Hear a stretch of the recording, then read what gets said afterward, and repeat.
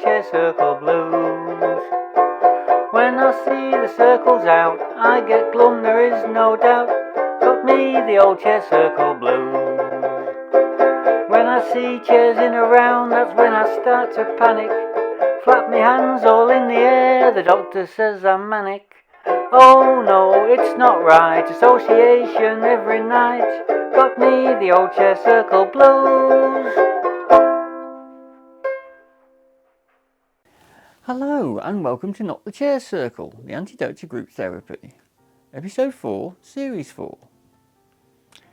In recent times there has been much talk of work-life balance and the need for creative expression as a means of maintaining good mental health. Indeed, the very word itself appears to have grown in status, now seemingly a noun as well as a verb. To be a creative is nowadays deemed to be a very desirable, even necessary part of a fully rounded life. While creativity can take myriad forms, we tend to think largely of the performing arts when the subject arises. Unsurprisingly, when our CEO and producer Bobby No-Mates put this one up on the canteen notice board, there was indeed no shortage of volunteers for the episode.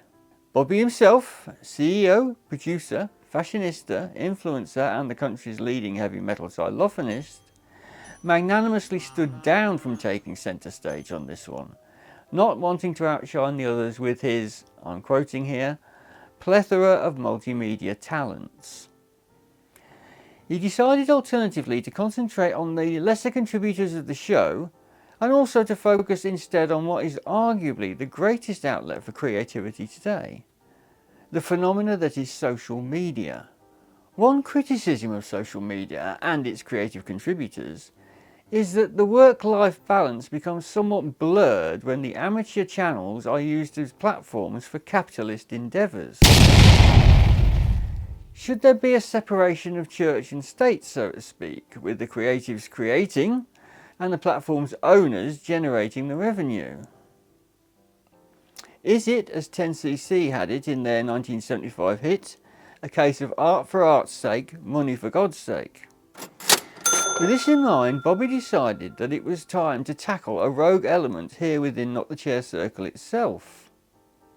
This influencer broke into Studio 2 at the very start of Series 3 and has been appearing hands out ever since. Hello? Hello? OMG. Enter. Finally. Oh yes, do come in and sit down please. Yes, I'm glad to have caught up with you. Miss Prissy, is it? It's Mizz Personal-Pronoun. And that's Mizz Pronoun to you, whoever you are. I happen to be CEO and producer of the channel, my good woman. OMG, I am not your good anything, you phallocentric fossil. I'm glad we finally got this meat sorted out too. I'm here to discuss my cut. I reckon I'm worth your top dollar.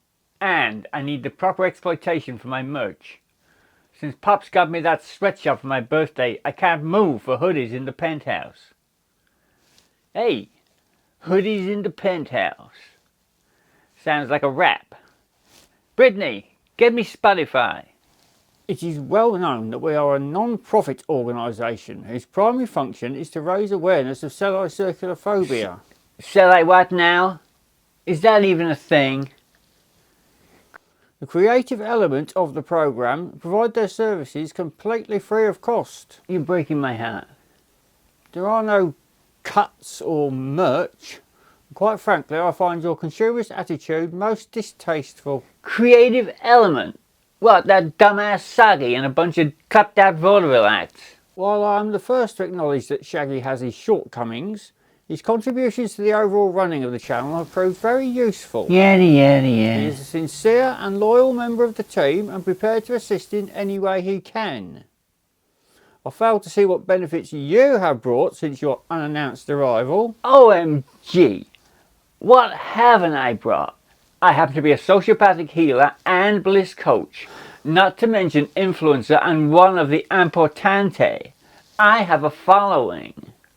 Utter drivel, my good Ms. Having your friend and your maid walking around behind you carrying your camera and handbag does not constitute a following. Oh, how dare you! That's it. No fee, no me. I'm out of here. Brittany, Consuela, follow. Ridiculous. Bobby, no mates. Yes, you. Who's there? It is I, the mighty algorithm. Don't cower and sit up straight when I'm talking to you. I like you, no mates. You make a medium-length bit of generic rubbish that I can stick any old advert in. Yes, oh great one. Plus, you don't try and profit from my airspace with some cheap and nasty get-rich-quick scheme. Bloody side hustles. What's more, you always wear a nice smart tie. Thank you, Your Eminence. Well done. Keep it up, no mates. I'll be watching.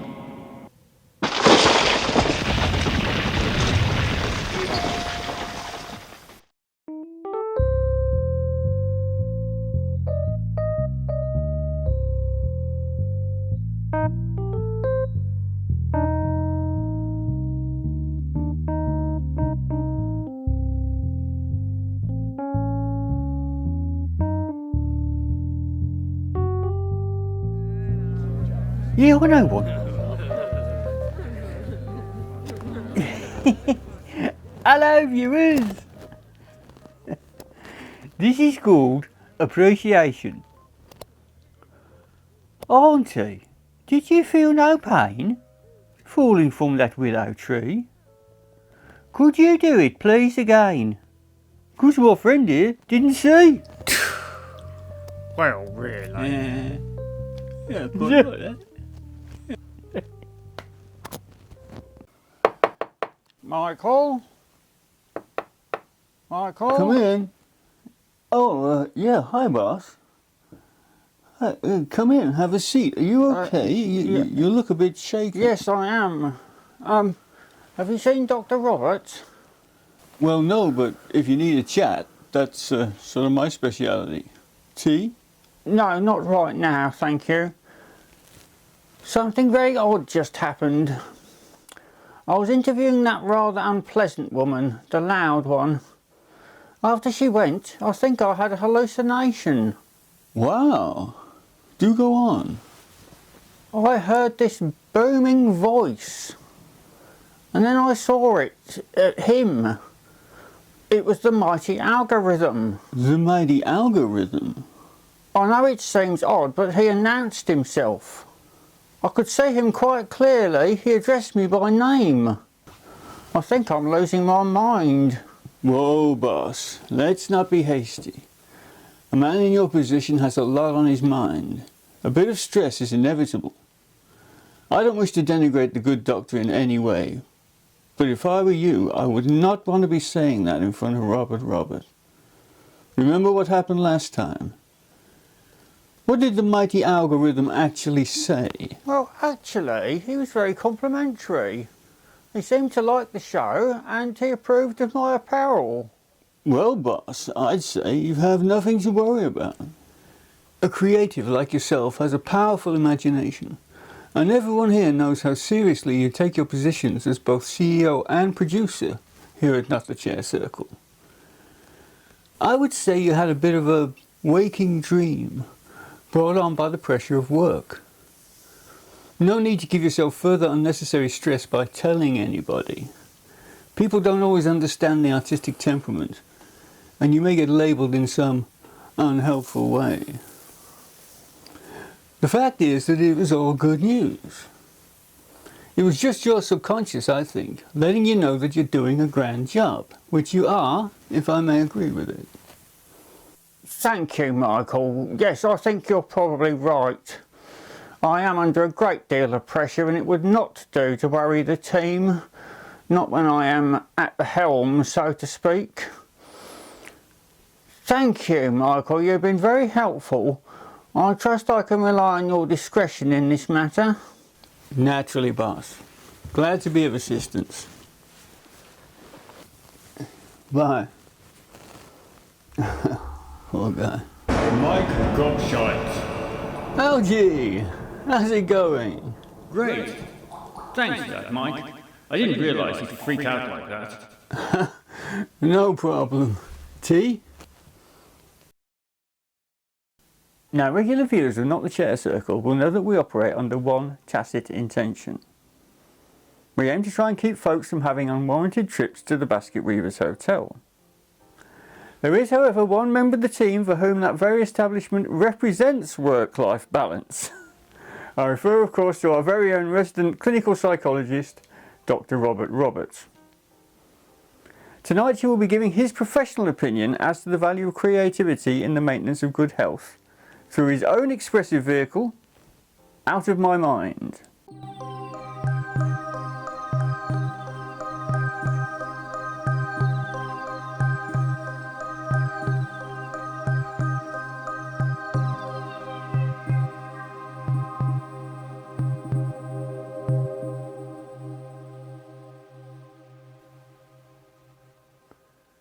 Hello and welcome to Out of My Mind with me, Dr. Robert Roberts. Tonight we shall be discussing creativity. As a noun it simply means a job which involves creative work. As a verb it means having or showing good imagination and ideas. However, actual creativity is described as a phenomenon whereby something new and valuable is created. But what if the person claiming to be a creative exhibits none of these factors? What if said person merely uses the term as an excuse to put the spotlight on themselves and to interrupt the important work of others? Is their so-called creativity then merely an excuse for narcissism and attention seeking? I decided to make a study of one of the contributors of this very channel to see what, if any, his thought processes were during his so-called creative pursuits. Hello viewers! It's Shaggy's Bits. Did you guess? Well tonight... Aha, Shaggy. I've decided to make a surprise invasion of your show to see what your reaction is. Hello, Doc.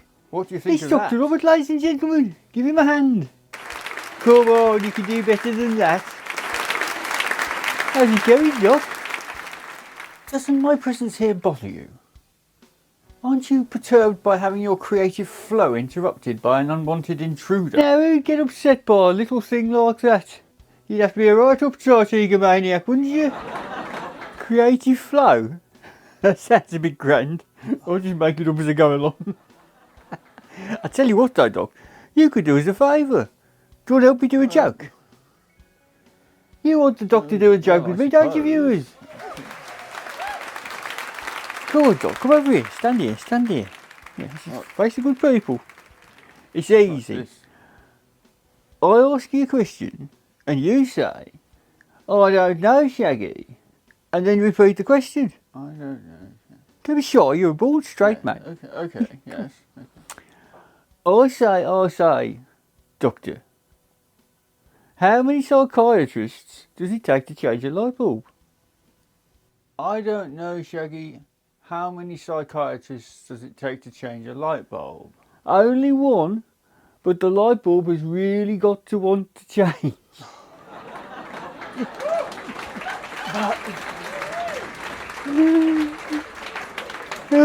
Well done, Doc. Yeah, have a curly whirly. Yeah then, Doctor, was there something you want to ask me? Well, I don't know now. Oh well, never mind. Busy man like you, I'm sure you've got a lot on your mind. Yeah, we just go that way, yeah? Yeah. Go on then. Right. See ya.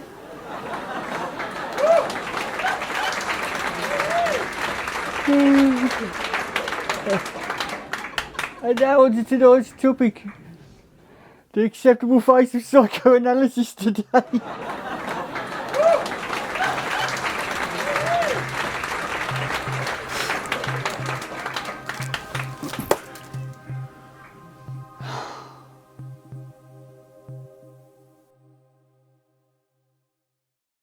I don't think that Dr. Robert will ever fathom out the enigma that is Shaggy.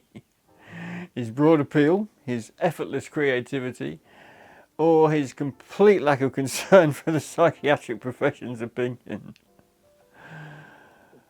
And I'm afraid, dear viewers, that we are still no closer to determining the beneficial effects of creativity on the individual. By the way, viewers, we were told here at Not the Chair Circle when we first joined YouTube that the first 100 videos that any channel puts out are always going to be crap. Just 77 to go. At our current rate of progress, Bobby's predictions say that we should be watchable by 2031. On that subject, the gang have asked me to once again express their extreme gratitude to you all for showing up to watch our little show. I, as always, would simply like to thank you for your kind indulgence.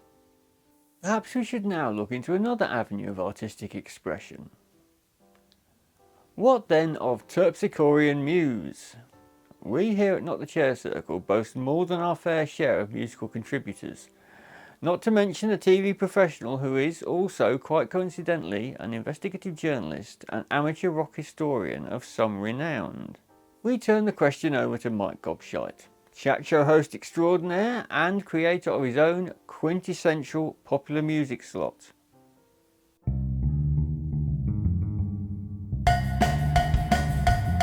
Rock Gobshite. Rock Gobshite.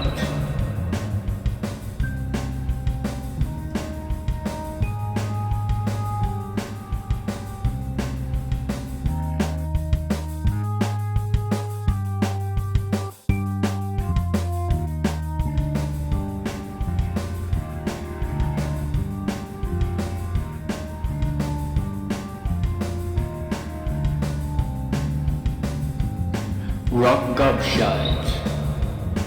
Rock Gobshite.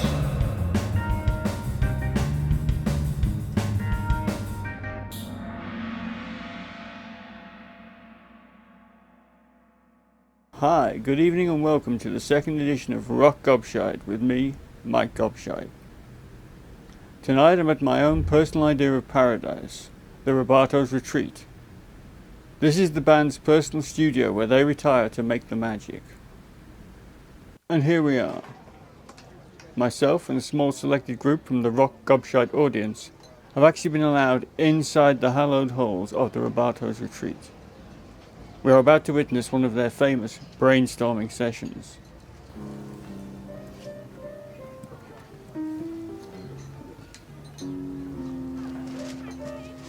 Oh, what you Mike? Here, where's Drum got to? Well, Drum? he had an ice cream van. Yeah. Oh, bloody hell, that's him gone for the rest of the day then. What we got, boys, anything? No, not much. You done anything? No, not really. Alright then, Mike, baby, you come for a jam? Not really. I'm just knocked out to be here.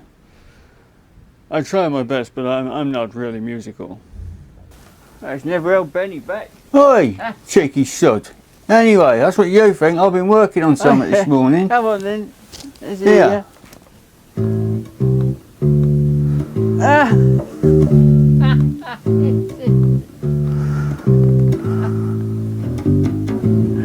Oh dear. What? Yeah? Come on then. Smoke on the water, you wally. Oh. Yeah. Well, what you got then? Yeah, well, I've been working on something.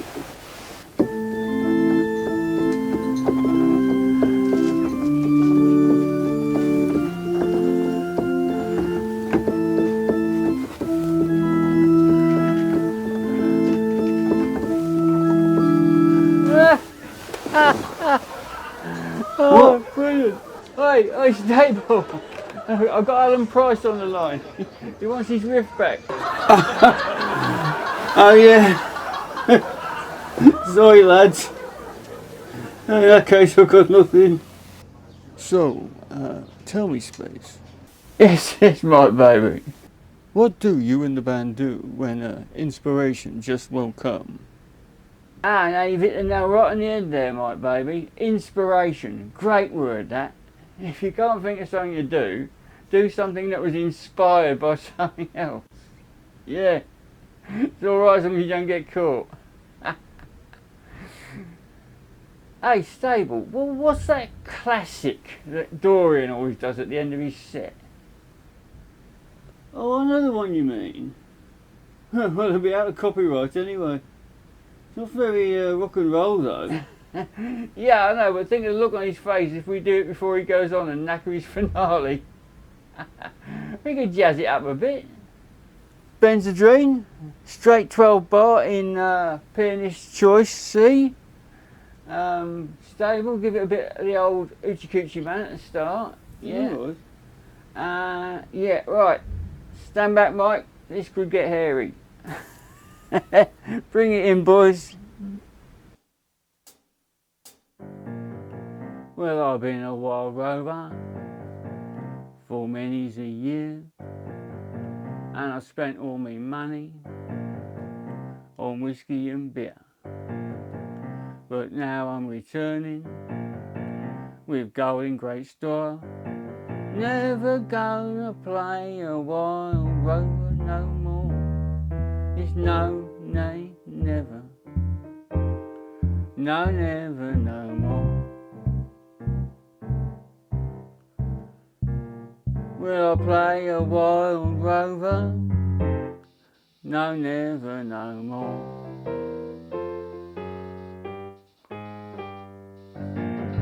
I went down to a boozer I used to frequent. Told the landlady my money was spent. I asked her for credit. She answered me nay. Custom like yours, John, I see it every day. No, nay, never. No, never, no more. Will I play a wild rover? No, never, no more.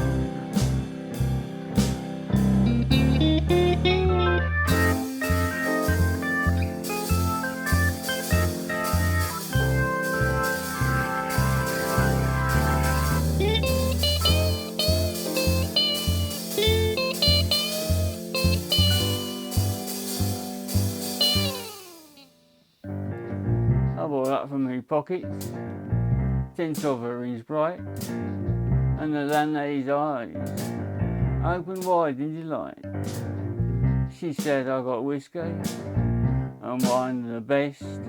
Words that I spoke, you boy, was only in jest. No, you have been watching Not the Chair Circle, written, composed and performed by Bob McGowan, aided and abetted by the people in his head. Not the Chair Circle was adapted for YouTube by shaving off the sharp corners and giving it a wipe down with an oily rag. This has been a Bobby No Mates production.